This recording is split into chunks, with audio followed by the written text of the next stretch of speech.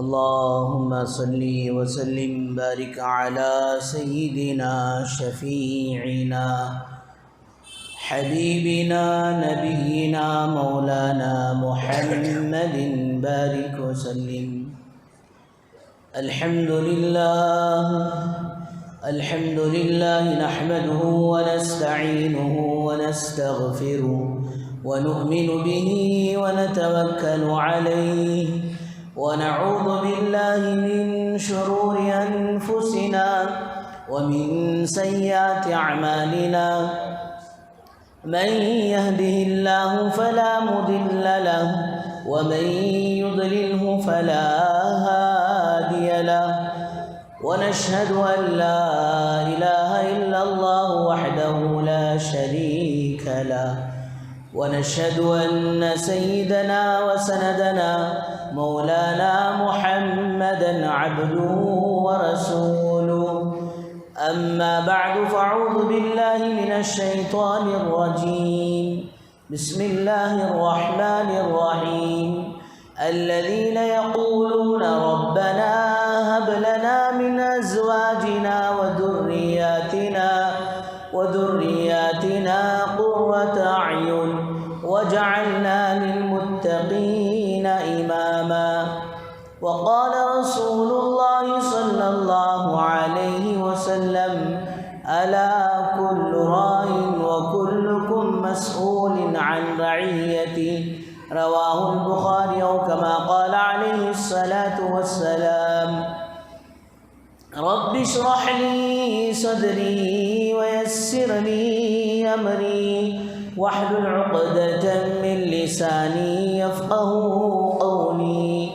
اللهم صل على سيدنا محمد وعلى آل سيدنا محمد بارك وسلم في كلام أولنا. اللهم صل على سيدنا محمد وعلى آل سيدنا محمد بارك وسلم في أوسط كلامنا. اللهم صل على سيدنا محمد وعلى آل سيدنا محمد بارك وسلم في آخر كلامنا. بزرگان محترم و معزز سامعین کرام، اللہ جل جلالہ عم نوالہ کا احسان کرم فضل ہوا. اللہ تبارک و تعالیٰ نے ہم سب کو اپنے گھر تک آنے کی توفیق نصیب فرمائی اور کچھ دین کی باتیں کہنے اور سننے کی توفیق و سعادت نصیب فرمائی. درود و سلام نازل ہو آقائے مدنی تاجدار مدینہ احمد مجتبی محمد مصطفیٰ وجہ کائنات محسن انسانیت سرور کونین فخر دو عالم کالی کملی والے آقا رحمت للعالمین شافع المذنبین محمد عربی صلی اللہ علیہ وسلم کے ذات عالی پر. بزرگان محترم، گزشتہ چند جمعوں سے علم و عمل اور پھر اولاد کی تربیت کے تعلق سے کہ صرف علم ہی کافی نہیں ہوگا بلکہ علم کے ساتھ عمل کا ہونا بھی ضروری ہوتا ہے. روایت میں آتا ہے: الناس کلکم ہالکون، لوگ سارے کے سارے خسارے والے اور ہلاکت اور بربادی میں ہیں، الا العالمون، سوائے علماء کے یا ایک علم جاننے والوں کے. آگے فرمایا اہل علم بھی ہلاکت میں ہیں، خسارے میں ہیں، سوائے عاملین کے، عمل کرنے والے کامیاب ہیں. اور پھر اتنا ہی نہیں، عمل کرنے والے بھی ناکامیاب ہیں جب تک کہ ان کی زندگی میں اخلاص نہ ہو، اور اخلاص والے بھی خسارے میں ہیں جب تک کہ خاتمہ بالخیر نہ ہو جائے، حسن خاتمہ نہ ہو جائے، کلمے کے ساتھ موت نہ آ جائے. بہرحال صرف علم ہو اور علم کے ساتھ عمل نہ ہو، یا پھر یہ کہ عمل ہو عمل کے ساتھ تربیت نہ ہو، تو دوستو یہ ساری باتیں خسارے کی ہیں۔ ایک وہ اولاد جو علم سے بہت دور ہے، یہ خسارے کی بات ہے، اسے علم والا بنانا چاہیے۔ اب صرف علم ہے تربیت نہیں ہے تو یہ بھی نقصان دہ، یہ بھی نقصان والی بات ہے۔ تو اس لیے ضروری ہے کہ یہ ماشاءاللہ جو اولاد اللہ کی طرف سے نعمت ہے، تو ایک طرف یہ جہاں نعمت ہے تو دوسری طرف دوستو یہ امانت بھی ہے۔ نعمت کیسی ہے کہ شادی، لڑکا لڑکی کی شادی ہو گئی، سال گزر گیا، 2 سال گزر گئے، 3 سال 4 سال ہو گئے، تو اولاد کے لیے کتنا پریشان رہتے ہیں، ہر ممکن علاج کراتے ہیں، جہاں جہاں کوئی ایڈریس دیتے ہیں تو وہاں جا جا کر علاج کراتے ہیں، اور اگر کوئی اللہ والے ہمارے محلے میں آ گئے تو ان کے پاس جا کر ماشاءاللہ دعا کراتے ہیں، اور کئی ماشاءاللہ دعاؤں کے قبولیت کی موقع ہوتے ہیں تو اس موقع پر رو رو کر اولاد کے لیے دعا کرتے ہیں۔ کیوں؟ اس لیے کہ آدمی کے پاس اللہ کا دیا ہوا سب کچھ ہو، جائیداد ہو، بینک بیلنس ہو، جی گھر بار سب کچھ ہو، لیکن اگر اولاد نہیں ہے تو وہ گھر دوستو سونا سونا نظر آئے گا، ہماری موٹی باتیں میں مکہ مکہ نظر آئے گا۔ جی 2-3 بچے ہیں، اچانک نانی کیا چلے جائے، رشتہ داروں کے چلے جائے، تو میاں بیوی کہتے ہیں کہ بچے نہیں سو گھر مکہ مکہ دس رہا۔ بچے ہوتے ادھر ادھر دوڑتے کھیلتے کودتے ستاتے، تب بھی ان کے ستانے میں بھی ایک طرح کا مزہ آتا۔ تو دوستو یہ اولاد اللہ کی طرف سے نعمت ہے، اگر فرمایا اس سے بڑی چیز یہ ہے کہ اس اولاد کی صحیح تعلیم و تربیت کی فکر کرنا، اور ان اولاد کو دیندار بنانا، اور پھر اس اولاد کی نعمت کو امانت سمجھنا۔ جس طرح گزشتہ جمعہ عرض کیا گیا کہ مسلمان وہ ہے جو امانت میں خیانت نہیں کرتا، زندگی امانت ہے، اللہ کی ہر دی ہوئی نعمت وہ امانت ہے، امانت میں خیانت نہ ہو۔ امانت کو خیانت اس وقت نہیں ہوگی جب اس امانت کو صحیح استعمال کیا جائے گا۔ تو اللہ والوں نے، حضرات علماء نے یہ 2 باتیں لکھی ہیں، ایک ہے اولاد کی جسم کی تربیت، ایک ہے اولاد کی روحانی تربیت، کہ یہ حقوق ہے کہ جب بچہ پیدا ہو تو ماشاءاللہ اس کا اچھا نام رکھا جائے، اللہ والوں کا نام رکھا جائے، یا پھر اللہ کے نام کے ساتھ عبد الرحمن، عبد الرحیم، عبد الکریم، جو نام اللہ کے نام کے ساتھ جڑا ہوا ہے۔ اچھا بہت سارے لوگ تو رکھ ڈالتی، عبد الرحمن بھی رکھتی، عبد الرحیم بھی رکھتی، اچھا نام رکھتی، لیکن بلانے میں غلطی کرتی۔ عبد الرحمن کو خالی رحمان رحمان بولتی، جی عبد الرحمن کو رحمان کہہ کر بلانا، کسی کا نام عبداللہ ہو تو اسے اللہ اللہ کہہ کر بلانا، عبد الرحیم کسی کا نام ہے اسے رحیم رحیم بلانا، کسی کا نام عبداللہ ہے تو اسے اللہ اللہ کہہ کر بلانا۔ عبد الرحمن رحمان کا بندہ، جس طرح عبداللہ کیا مانے؟ اللہ کا بندہ، عبد الرحمن رحمان کا بندہ، عبد الرحیم رحیم کا بندہ۔ تو نام اچھے رکھنا، اور پھر اگر جب اللہ کی طرف نسبت کر کر نام رکھتے ہیں تو دوستو ان ناموں کو شارٹ کٹ نہیں کرنا، پورا نام بلانا۔ تو پہلا حق یہ ہے کہ اولاد کا اچھا نام رکھیں، لیٹسٹ ناموں کے پیچھے نہیں پڑنا۔ ایک ہمارے مولوی صاحب کے پاس ایک لے آ کر ماشاءاللہ نام پوچھے، انہوں پوری ڈکشنری ڈھونڈے تو ملی، پوچھے جی کہاں سے جی لائے نام؟ بولے آدھا نام میں سلیکٹ کرے، آدھا نام ہمارے وائف سلیکٹ کرے، ہمارے مسز سلیکٹ کرے، ٹکڑے ٹکڑے کر کر 2 جگہ سے لائے ہیں، اور پھر اس نام کا معنی پوچھے۔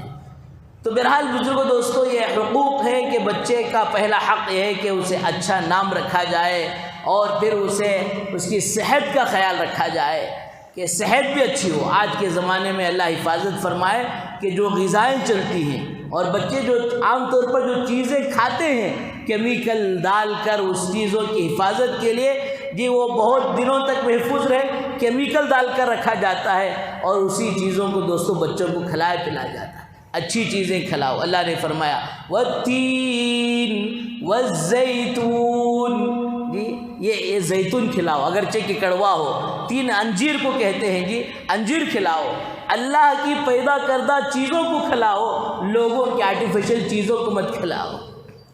اور پھر اسی طرح فرمایا کہ جب یہ بچہ بولنے لگے تو ممی ڈیڈی بعد میں سکھاؤ، پہلے اللہ اللہ سکھاؤ۔ جس بندے کا حدیث میں آتا ہے، سرکار مدینہ صلی اللہ علیہ وسلم نے ارشاد فرمایا، جس بچے کا، جس آدمی کا پہلا کلمہ لا الہ الا اللہ ہو جائے اور آخری کلمہ جب اس کی موت آ رہی ہے اس موقع پر اس کی زبان سے لا الہ الا اللہ نکل جائے، فرمایا وہ کئی سال جی لے، 1000 سال جی لے، فرمایا وہ سیدھا جنت میں جائے گا۔ تو بہرحال بزرگو دوستو، جی یہ حقوق ہیں بچوں کے۔ تو یہ کہ میں عرض کر رہا تھا، جسمانی فکر ہر کوئی کرتا ہے کہ میرے اولاد کے لیے ماشاءاللہ اچھا لباس ہو، اچھا گھر ہو، میں جو تکالیف اٹھایا ہوں میرے اولاد نہ اٹھائے، فرمایا ساری چیزوں کی فکر کرتا ہے۔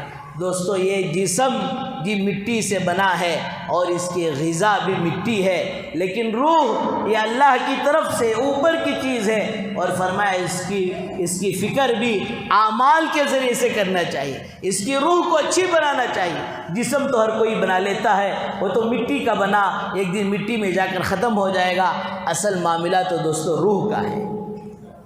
حضرات علماء نے مثال دے کر کتنی بہترین مثال دی، اللہ کرے کہ ہمیں سمجھ میں آ جائے۔ ایک آدمی طوطے کو پالنے کے لیے پنجرا بنایا، اور پنجرا ماشاءاللہ وہ گولڈ کا بنایا، سونے کا پنجرا تو سونے کا ہے، اور طوطا تو بڑا خوبصورت ہے، اس کی آواز بڑی سریلی ہے، لیکن دوستو اسے غذا نہیں دے رہا، اسے کھانا نہیں ڈال رہا، اسے چارہ نہیں ڈال رہا۔ تو فرمایا قیامت کی صبح تک آپ اس طوطے کو اس پنجرے میں رکھیں، آپ کا وہ طوطا آپ کے وہ سونے کے پنجرے سے کبھی خوش نہیں ہوگا۔ اسے ایک معمولی لکڑیوں کے پنجرے میں رکھو یا اور کوئی معمولی پنجرے میں رکھو، لیکن اس کی غذا اسے دو، اس کے دانے اسے ڈالو، اس کا کھانا اسے ڈالو، وہ معمولی سی لکڑی کے اور گھاس کے پنجرے میں بھی بڑی خوشی کی زندگی گزارے گا۔ اسی طرح حضرات علماء نے فرمایا کہ جسم کی جتنا بھی آپ اسے نوشو نما کر لو اور جتنا بھی اس کی فکر کر لو، فرمایا دوستو کام اس وقت بنے گا جب اس کی روح کی فکر کریں گے۔ جس طرح طوطے کو سونے کے پنجرے سے کوئی خوشی نہیں ہوتی، فرمایا جسم کے دوستو فکر سے، فرمایا انسان کی اصل چیز جو آخرت ہے، جو دین ہے، جو ایمان ہے، جو اعمال ہے، وہ نہیں بن پاتے ہیں۔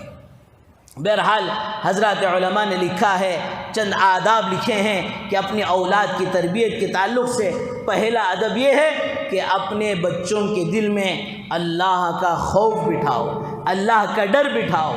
کبھی بچے شرارت کریں تو گھر کی عورتیں کیا بولتی، یہ دیکھ بڈھا آتا، شیطان آتا، چڑیل آتی، فلاں آتا، نہیں، بلکہ یہ کہو بیٹا اگر بات نہیں مانو گی تو اللہ کی رحمت آئے گی۔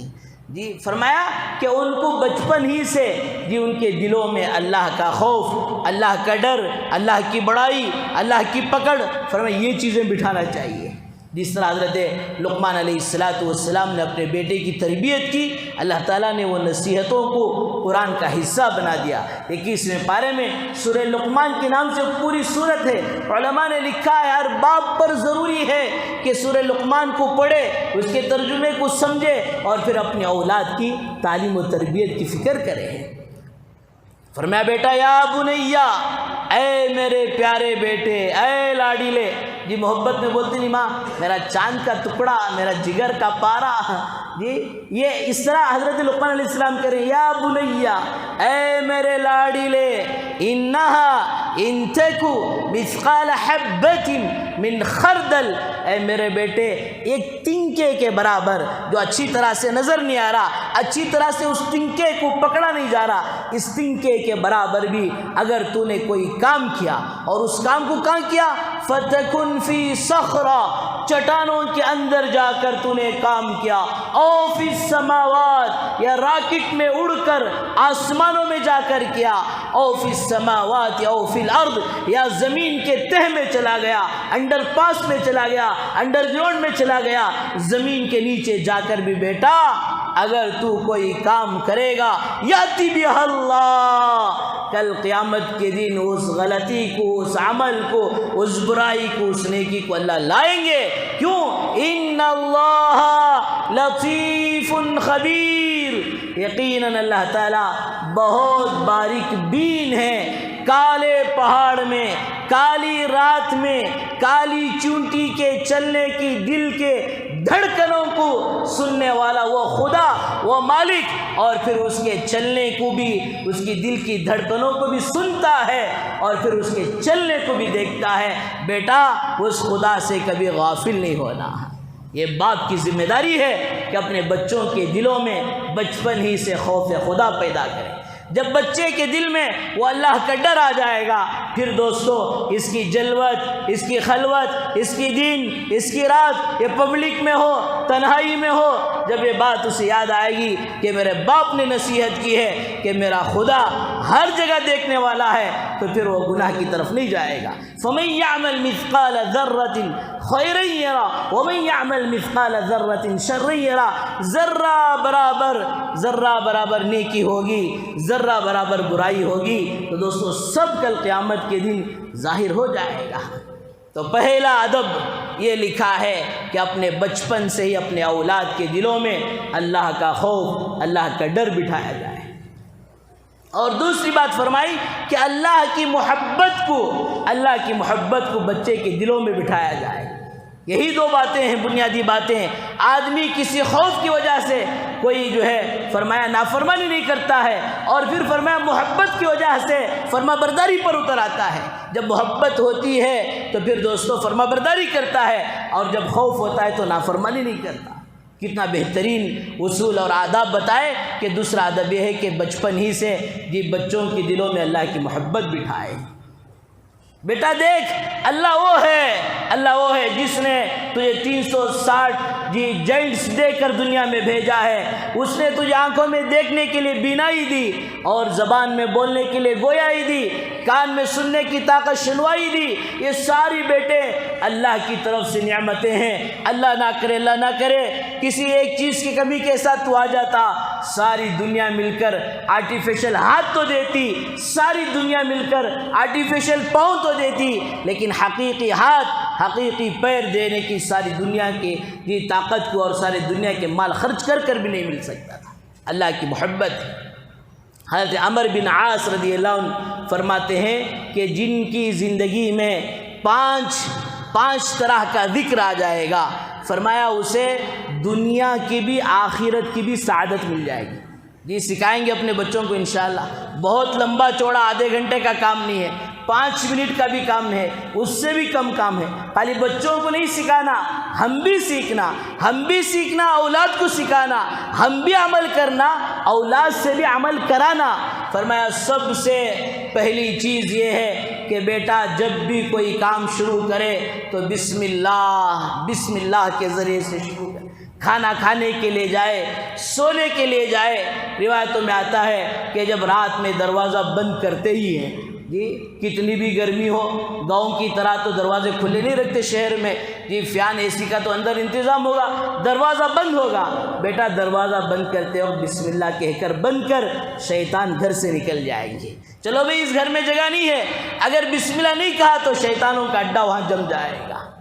تو ہر موقع پر، کھانے پر، سونے پر، اور سواری کے ماشاءاللہ گاڑی کے اسٹارٹ کرنے پر، ہر موقع پر بسم اللہ۔ بھائی بولو کیا بڑا کام ہے کیا؟ بہت آسان سی تسبیح، ہر کام کے شروع میں بسم اللہ کی عادت ہماری زندگی میں آنا، اولاد کی زندگی میں آئے۔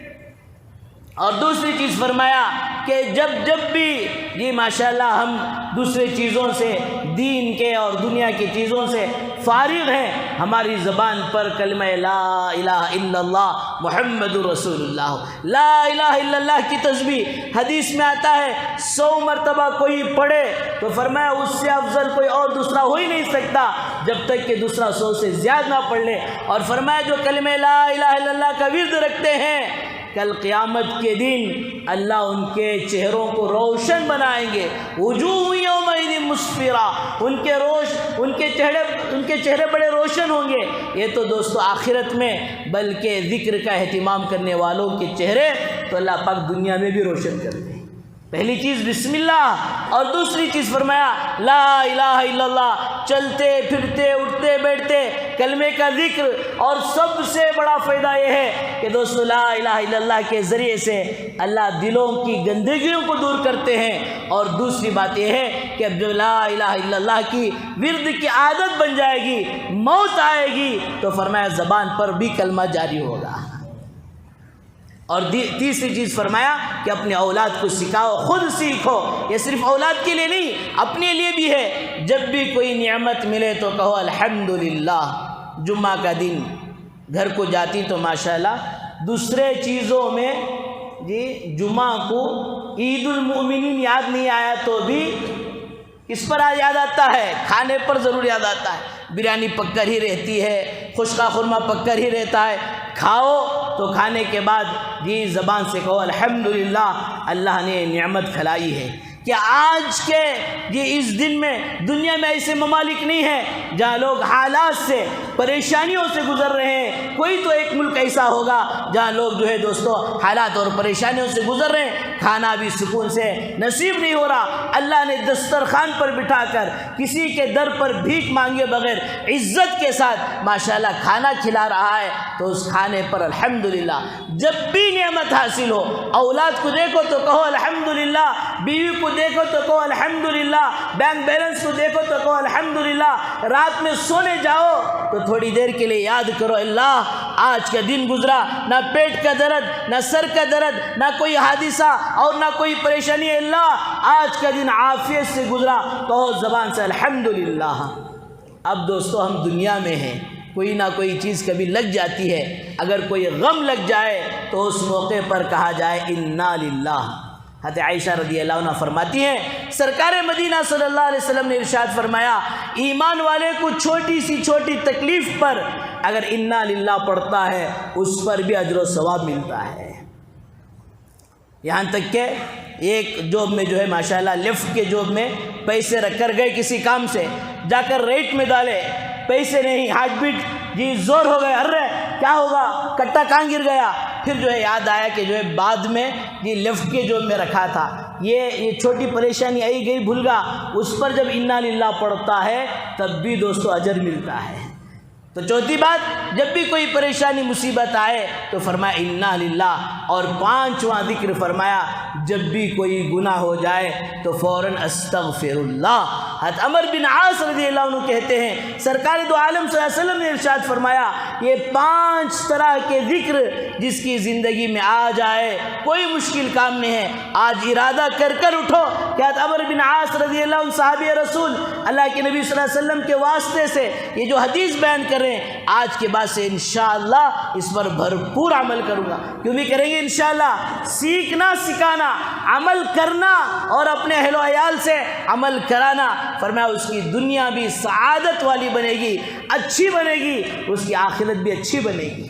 تو بہرحال اولاد کی تربیت کے آداب میں سے پہلا ادب تو یہ ہے کہ اپنے بچوں کے اندر اللہ کا خوف، اور دوسری چیز یہ ہے کہ اللہ کی محبت بٹھائے، اور تیسری چیز فرمایا سرکار دو عالم صلی اللہ علیہ وسلم کی محبت کو اپنے بچوں میں بٹھانا، بچوں سے کہنا یہی وہ میرا آقا صلی اللہ علیہ وسلم ہے کہ جن کے آنے سے پہلے عورتیں ذلیل تھیں، ایک دوسرے کا خون چوسا جاتا تھا اور ایک دوسرے کو ناحق قتل کیا جاتا تھا، عرب کی سرزمین پر کوئی کسی پر حکومت کرنے کے لیے تیار نہیں تھا، انسانیت دلدل میں پھنس چکی تھی، میرے آقا صلی اللہ علیہ وسلم نے آ کر انسانوں کو انسانیت کا راستہ بتایا، آپ رحمت للعالمین ہیں، اور فرمایا آپ کے احسانات اس امت پر اتنے ہیں کہ میرے بیٹے اگر ہم اپنے جسم سے چمڑا نکال کر حضور کے قدموں میں جوتا اور چپل بنا کر رکھ دیں تب بھی فرمایا اس محسن انسانیت صلی اللہ علیہ وسلم کا حق ادا نہیں ہو سکتا۔ اور قاعدہ ہے ان المحب لمن يحب مطیع، یقیناً جو آدمی جس سے محبت کرے گا اس کی اطاعت بھی کرے گا۔ کتنے احسانات اللہ کے نبی صلی اللہ علیہ وسلم کے، جمعہ کا دن آئے اور دنوں میں تو درود شریف کا اہتمام کروانا ہی ہے، جمعہ کا دن آئے تو اہتمام سے کہا جائے کہ آج جمعہ کا دن ہے، کثرت سے درود شریف کا اہتمام کرو۔ تو یہ 3 آداب کہ ایک تو اللہ کا جی خوف اللہ کی محبت، رسول اللہ صلی اللہ علیہ وسلم کی محبت۔ چوتھی چیز فرمایا دوستو، قرآن کی محبت اپنے بچوں کے دلوں میں بٹھائیں۔ صبح ہو تو ماشاءاللہ ہمارے گھر کا آغاز یہ قرآن مجید سے ہو۔ ایک دور تھا کہ مائیں ماشاءاللہ گھر کا کام کاج ہوتے ہوئے فرمایا قرآن لے کر بیٹھتی تھی، وہ گھروں کے اندر خیر و برکتیں ہوتی تھی، اور اولادوں کے اندر ماشاءاللہ ایک جذبہ شوق قرآن مجید کے پڑھنے کا ہوتا تھا۔ آج اللہ معاف فرمائے دوستو، آج ہماری صبح ہوتی ہے واٹس ایپ کے ذریعے سے، آج ہماری صبح ہوتی ہے تو نیٹ کے ذریعے سے، آج ہماری صبح ہوتی ہے انٹرنیٹ کے ذریعے سے۔ فرمایا جب اولاد جب یہ دیکھے گی تو فرمایا وہ بھی یہ سمجھے گی کہ ہم بھی بڑے ہو کر یہی کرنا ہے۔ آج یہ اولادیں موبائل کے اتنی دیوانے کیوں ہو رہی ہیں؟ اس لیے کہ ایک دور وہ تھا جب ماؤں کی گود میں اللہ کا کلام رسول اکرم صلی اللہ علیہ وسلم کی لوری سنایا جاتی تھی تو فرمایا بچوں کے اندر وہ محبتیں آتی تھی۔ آج مائیں موبائل کے دیوانے ہو کر اپنے بچوں کو حمل میں لیے ہیں تو فرمایا ان کی اولاد کے اندر بھی وہی اثر پیدا ہو رہا ہے۔ حضرت الیاس صاحب رحمۃ اللہ علیہ کے دادی محترمہ معمول تھا 40 پارے روزانہ پڑھنے کا، یہ قرآن اور 10 پارے پڑھنے کا معمول تھا رمضان المبارک میں، اس کے علاوہ بھی اور کثرت سے پڑھتی تھی۔ فرمایا جب ماں ایسی تھی تو حضرت مولانا یحییٰ صاحب رحمۃ اللہ علیہ، حضرت مولانا زکریا صاحب شیخ الحدیث زکریا صاحب رحمۃ اللہ علیہ، ایسی اولادیں پیدا ہوئی کہ جن سے اللہ نے ساری دنیا میں کام لیا۔ حضرت الیاس صاحب رحمۃ اللہ علیہ سے اللہ نے وہ کام لیا، لاکھوں اربوں کروڑوں شرابی شراب سے توبہ کر لیے، اور فرمایا بے نمازی بن گئے، بے حج کرنے والے حاجی بن گئے۔ پتہ نہیں ساری دنیا کے اندر اللہ تعالیٰ نے ایک انقلاب اس صدی میں اس دور میں لینے کا فرمایا ان کو ذریعہ بنا دیا۔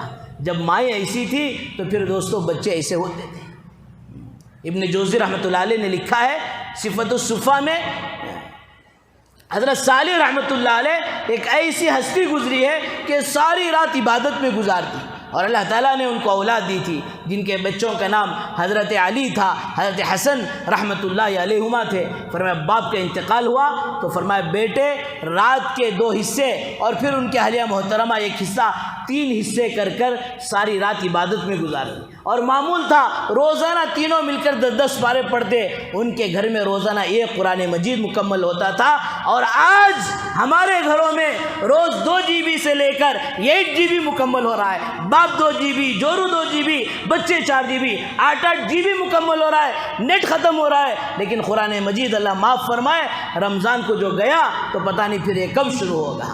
اللہ ہم سب کی حفاظت فرمائے۔ تو روزانہ ایک قرآن مجید ان کے گھر میں پورا ہو رہا ہے۔ پھر حضرت علی رحمۃ اللہ علیہ کا انتقال ہوا تو اب بچے ہیں حضرت حسن، ان کی والدہ رات کے 2 حصے کر لیے، 2 حصوں میں عبادت۔ پھر حضرت ان کے والدہ کا انتقال ہوا تو حضرت حسن رحمۃ اللہ علیہ فرمایا کہ پوری رات عبادت میں گزار رہے ہیں۔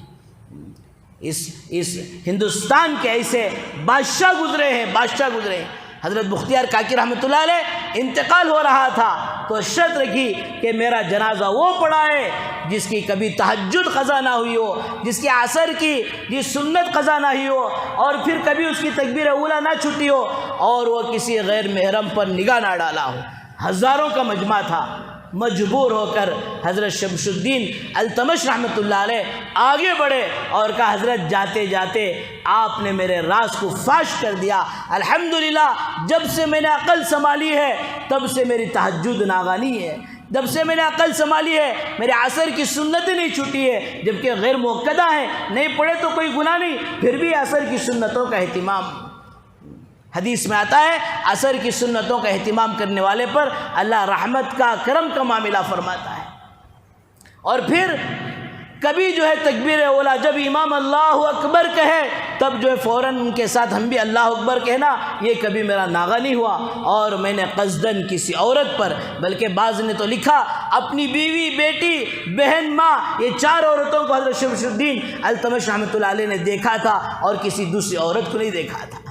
راز فاش ہو گیا کہہ کر حضرت آگے بڑھے۔ حضرت بختیار کاکی رحمۃ اللہ علیہ فرمایا اس لیے یہ وصیت کر گئی تھے تاکہ پتہ چل جائے کہ ہمارا حکمران، ہمارا بادشاہ بھی کتنا دیندار ہے۔ تو دوستو جب بادشاہ ایسے تھے، جب والدین ایسے تھے تو فرمایا کہ بظاہر اولاد نیک صالح بنتے تھے، آج ہمارے اندر جی یہ جذبہ تو ہوتا ہے کہ ہماری اولاد نیک بن جائے، لیکن جو اعمال ہمیں کرنا ہے وہ اعمال دوستو ہمارے نیک نہیں ہیں جی۔ ہم یہ چاہتے ہیں کہ کانٹا تو جو ہے جی ہم کھیت میں بیج جو ہے کانٹے کا بوئیں اور پھر اس سے گلاب کا جو ہے پھول آ جائے، گلاب کا درخت آ جائے، ناممکن ہے۔ اللہ کی دوستو سنت اندھی نہیں ہے، اللہ کی عدالت اندھی نہیں ہے کہ ہم کریں کچھ اور چاہیں کچھ۔ فرمایا کہ جو دوستو ہم ایک گندگی کے بازو بیٹھیں اور ہم سوچیں کہ ہمیں خوشبو مل جائے، فرمایا ہم اپنے اولاد کو جی دنیا دار بنا دیں اور پھر ہم سوچیں کہ ہماری اولاد وہ نیک صالح بن جائے۔ اسی طرح آداب میں سے یہ بھی لکھا ہے کہ اپنی اولاد کو حلال اور پاکیزہ غذا کھلاؤ۔ جب اولاد حلال اور پاکیزہ غذا کھائے گی تو فرمایا اسے اعمال کی توفیق ہوگی۔ حدیث میں آتا ہے ایک حرام کا لقمہ جب پیٹ میں جاتا ہے تو اللہ پاک 40 دن کی عبادت قبول نہیں کرتے۔ اور پھر دوستو آخری گزارش ہے کہ اللہ تمہیں مال دے اور مال میں برکت دے، اللہ پراپرٹی دے، اللہ اور برکت دے، جتنا بھی دے اس پر شکر ادا کرو۔ اولاد کو ہرگز اس مال پر، اس پراپرٹی پر بغیر محنت کے حقدار نہ بناؤ۔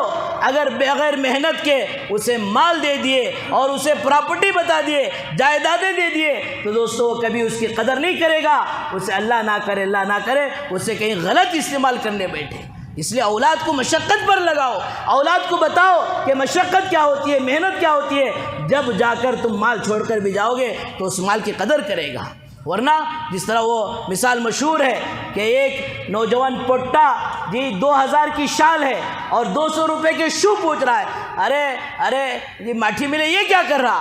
فرمایا یہ شال تو میرے باپ کی جی پراپرٹی میں ہے اور یہ 200 روپے تو میرے کمائی کے ہیں، تو 200 روپے کی قدر اس کے پاس ہے اور فرمایا 2000 کی قدر اس کے پاس نہیں ہے۔ تو بزرگوں دوستو بھائیوں، ضروری ہے کہ آج کے اس دور میں ایمان سوز ماحول میں اولاد کی تربیت ایک چیلنج بن چکا ہے۔ اس لیے بزرگوں دوستو حالات جتنے خراب ہوتے ہیں، ماحول جتنا بگڑا ہوتا ہے، اس وقت ماں باپ کی بڑی ذمہ داری بنتی ہے کہ اپنے اولاد کی تعلیم کے ساتھ تربیت کی فکر کریں، انہیں نیک صالح بنائیں، اور اس کے لیے ضروری ہے کہ ماں باپ بھی خود دین پر چل کر اپنے اولاد کو راستہ بتائیں۔ اللہ تعالیٰ سے دعا فرمائے اللہ تعالیٰ ہم سب کو ان باتوں پر بھرپور عمل کی توفیق و سعادت نصیب فرمائے۔ وآخر دعوانا الحمدللہ رب العالمین۔ جو حضرات سنت نہیں پڑھ لیں اس سنت